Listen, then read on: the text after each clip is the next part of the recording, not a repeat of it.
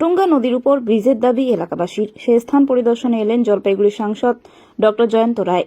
স্বাধীনতার পর থেকেই ময়নাগুড়ি ব্লকের সুস্ত্রীহাট অঞ্চলের পূর্ব বারোঘড়িয়া ও ঝাকুয়াপাড়া এলাকাবাসীর দাবি একটি পাকা ব্রিজের, কারণ নদীর ওপারে রানীরহাট, সেই বাজারের উপর নির্ভর করে চলে সকলেই। বর্ষা এলেই বাঁশের সাঁকো জলের স্রোতে ভেসে যায়, ফলে ছাত্রছাত্রী থেকে শুরু করে স্থানীয় বাসিন্দাদের যাতায়াতে অসুবিধার সম্মুখীন হতে হয়। জীবনের ঝুঁকি নিয়ে তাদের পারাপার করতে হয়। এই বিষয়ে বহুবার প্রশাসনে জানানো হলেও কোনো প্রতিক্রিয়া মেলেনি বলে এলাকাবাসীর অভিযোগ। আজ সেই শুটুঙ্গা নদী পরিদর্শনে এলেন জলপাইগুড়ি সাংসদ ডক্টর জয়ন্ত রায়। তিনি বলেন, স্থানীয় বাসিন্দাদের দাবি শুটুঙ্গা নদীর উপর ব্রিজের, কিন্তু এই ব্রিজ করতে গেলে শুধু সাংসদ লেট থেকে হবে না।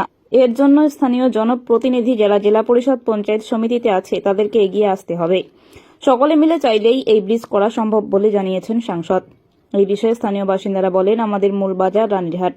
এলাকাবাসীরা যা চাষাবাদ করে তা বিক্রি করতে আসতে হয় রানীরহাটে, কিন্তু সেই রানীরহাটে যেতে গেলে সাঁকো না থাকায় অনেকটা ঘুরপথে যেতে হচ্ছে। পাশাপাশি সমস্যায় পড়তে হয় স্কুল পড়ুয়াদের। তারা জানান, বর্ষা এলেই জীবনের ঝুঁকি নিয়ে পারাপার করতে হয়, তাই অবিলম্বে ব্রিজের দাবি জানাচ্ছি। এই বিষয়ে সাংসদ বলেন, বিষয়টি নিয়ে সবাই এগিয়ে আসুক, জেলা পরিষদ পঞ্চায়েত সমিতি, স্থানীয় জনপ্রতিনিধিরা, আমি সহযোগিতা করব।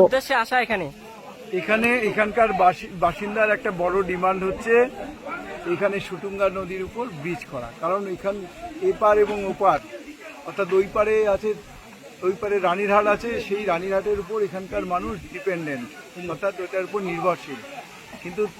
কিন্তু তারা এখানে যখন বেশি বন্যা যখন হয় বর্ষাকালে, এখানে তারা পারাপারই করতে পারে না এবং অসম্ভব হয়ে যায় চলাফেরা করতে।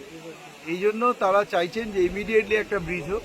এখানে বারবার বোধহয় অনেক জনপ্রতিনিধিকে বলা হয়েছে, তাদের তবুও কাজটা হয়নি। এখন আমাকে ডাকা হয়েছে যে আপনি দেখুন, এটা করুন।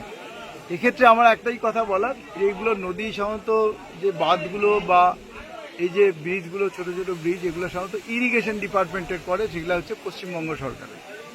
এবার সাথে সাথে এখানকার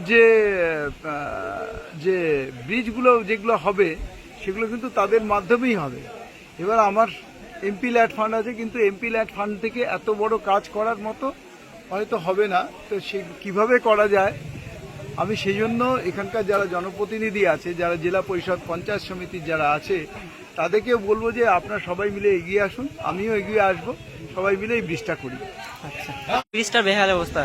এটা ভারত স্বাধীন হওয়ার পর থেকে এই সমস্যাটা প্রায় 78 বছর, আর আমার বয়স যেহেতু 42 বছর, তখন থেকে আমি এই সমস্যাটার সম্মুখীন।